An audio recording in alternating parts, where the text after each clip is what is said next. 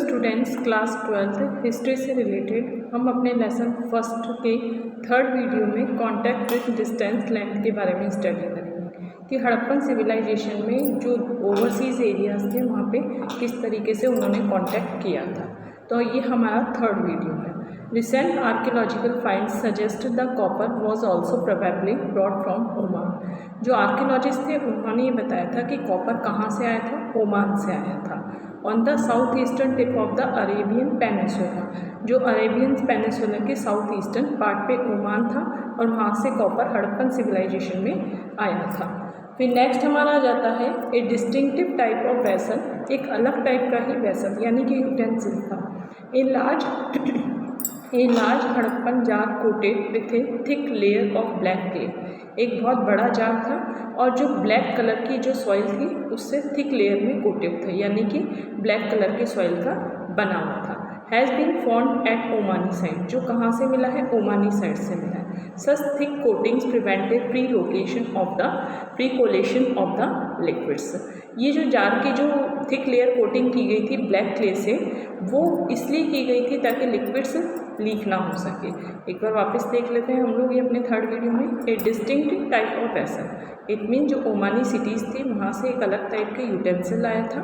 A large Harappan jar, एक बहुत बड़ा हड़प्पन जार था, coated with A thick layer of black soil, जो जार बना हुआ था ब्लैक सॉइल की थिक लेयर से और ओमानी साइड से मिला है। इट मीन्स हड़प्पन सिविलाइजेशन का ओमानी साइड से कॉन्टैक्ट था।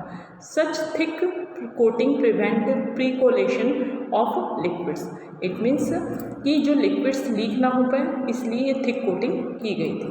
फिर नेक्स्ट हमारा पॉइंट आ जाता है Mesopotamia texts datable to the third millennium BC refer to the copper coming from the region called Magan. Mesopotamia texts यानी कि मेसोपोटामिया जो कि ईरान और इराक की एक सिविलाइजेशन है जो कि फरात और टिग्रिस रिवर के बीच में सिचुएटेड थी। मेसोपोटामियन सिविलाइजेशन डेवलप हुई थी। मेसोपोटामियन सिविलाइजेशन जो कि थर्ड मिलेनियम BC में डेवलप हुई थी, वहाँ पे जो बुक्स मिली हैं उनमें वहाँ पे ये बताया गया है कि वहाँ पे एक रीजन था, मेसोपोटामिया रीजन था मगान, वहाँ से कॉपर आया था, कहाँ पे, हड़प्पन सिविलाइजेशन में आया था। फिर नेक्स्ट हमारा पॉइंट आ जाता है Mesopotamian site also contains trace of निकल, मेसोपोटामिया में निकल्स मटेरियल भी मिला है। Other archaeological finds suggested to long distance contacts including Harappan seal and weight, dice and the beads। जो हड़प्पन कॉन्टैक्ट था डिस्टेंट एरिया से, वो था हड़प्पन सील के बेस पे कांटेक्ट कर सकते थे, प्लस वेट के बेस पे कांटेक्ट कर सकते थे, प्लस डाइस के बेस पे कांटेक्ट कर सकते थे, प्लस बीड्स के बेस पे। फिर नेक्स्ट हमारा आ जाता है Mesopotamian text mention contact with the region named Dilmun. Mesopotamian जो बुक्स है उसमें ये बताया गया है कि मेसोपोटामिया का कांटेक्ट था दिलमुन से। दिलमुन एक आइलैंड था बहरीन का। Magan and the Meluhha possibly the Harappan region, और मैगान और मेलुहा को मेसोपोटामियन टेक्स्ट में हड़प्पन रीजन बताया गया है। They mention the products from Meluhha, इसमें ये बताया गया है मेसोपोटामियन टेक्स्ट में कि मेलुहा से कौन कौन से प्रोडक्ट्स आए थे।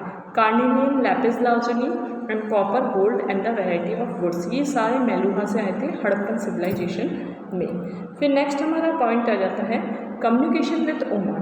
ओमान से कम्युनिकेशन था, ओमान तक कम्युनिकेशन था मेसोपोटामिया सिविलाइजेशन का, बहरीन तक था, और मेसोपोटामिया वॉज बाय सी। इन सभी रीजन से हड़प्पन सिविलाइजेशन का कांटेक्ट था सी रूट के थ्रू, यानी कि ओमान, बहरीन और मेसोपोटामिया से कांटेक्ट था। Mesopotamia text refer to Meluhha, Mesopotamian text में ये बताया गया है कि Meluhha as a land of the seafarers, यानी कि समुद्री डाकुओं की ज़मीन थी, यानी कि मेसोपोटामिया में जो मेलुहा जगह थी वहाँ पे समुद्री डाकू रहते थे।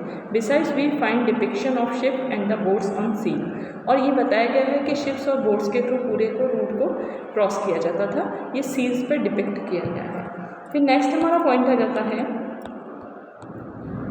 Seals, script and the bead. Seals and the sealings were used to facilitate long distance communication. Seal, और उस सील पे जो सीलिंग की जाती थी यानी कि उसे जो पैक किया जाता था उससे लॉन्ग जो रूट था उसे पूरे तरह से तय किया जाता था। A bag of goods being sent from one place to another, एक गुड्स का बैग होता था वो एक प्लेस से दूसरी जगह भेजा जाता था। Its mouth was tight with rope, इसका जो बैग का माउथ होता था वो पूरी तरह से रोप से टाइट कर दिया जाता था। था। ये आपका बहुत मोस्ट इंपॉर्टेंट क्वेश्चन है, इसलिए ध्यान से सुनिएगा और ये आपके 4 मार्क का आ सकता है। On the knot was affixed some wet clay, और जो रोप से बांधा जाता था, नॉट किया जाता था, फिर उसे पूरी तरह से फिक्स किया जाता था, एक वेट क्ले से पैक कर दिया जाता था। On which 1 or more seal were pressed leaving an impression, और उस पर 1 या 2 सील से इम्प्रेशन डाल दी, यानी कि सील्स स्टिक कर दी जाती थी और सील पे एक इम्प्रेशन लगा दिया जाता था। जैसे किसी रूलर ने दूसरे रूलर को भेजा है तो जिस रूलर ने सेंड किया है उस रूलर का इम्प्रेशन लगा दिया जाता था। If the bag reached with its sealing intact, and it means that it had been tampered with, the sealing was conveyed the identity to the sender.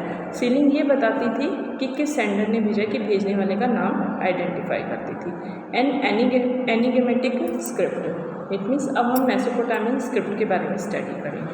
Harappan seal usually have a line of writing, Harappan जो seals पे जो writing थी यानी कि जो script थी वो line wise लिखी गई थी, probably containing the name and the title of honour. इस राइटिंग में जो मेसोपोटामियन स्क्रिप्ट में जो राइटिंग लिखी गई थी उसमें नेम और ऑनर का टाइटल लिखा जाता था।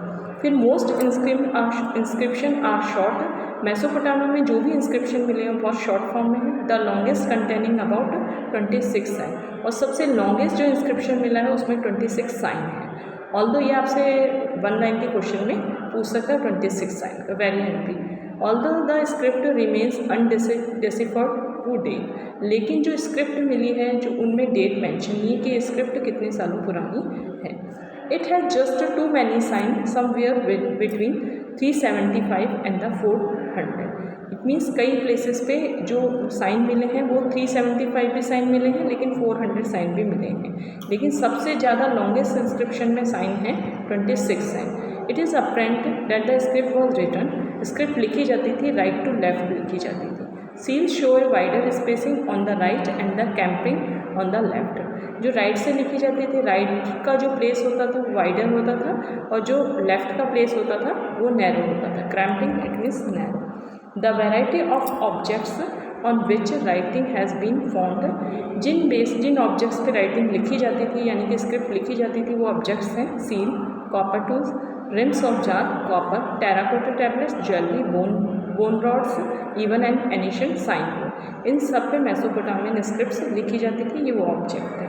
फिर हमारा जाता है weight. Exchange were regulated by precise system of weight usually made of stone called chariot, it means जो वेट में जो स्टोन यूज़ किया जाता था उस स्टोन को कहते थे चैरियट। इट मीन्स वेट में जिस स्टोन से बना हुआ होता था उस स्टोन को कहते थे चैरियट। चैरियट का है। फिर नेक्स्ट पॉइंट है हमारा लोअर डिनोमिनेशन ऑफ वेट, मतलब जब हम कम सामान तोलते थे यानी कि लो वेट का सामान वेट करते थे तो 1, 2, 4, 8, 16, 32 एक्सेट्रा और 12,800 तक वेट हम क्या करते थे, कम जो सामान होता था उसे वेट करते थे। लेकिन जब ज़्यादा सामान होता था, जब हैवी वेट के जो भी सामान होता था उन्हें नापने के लिए हम डेसिमल सिस्टम के वेट यूज़ करते थे।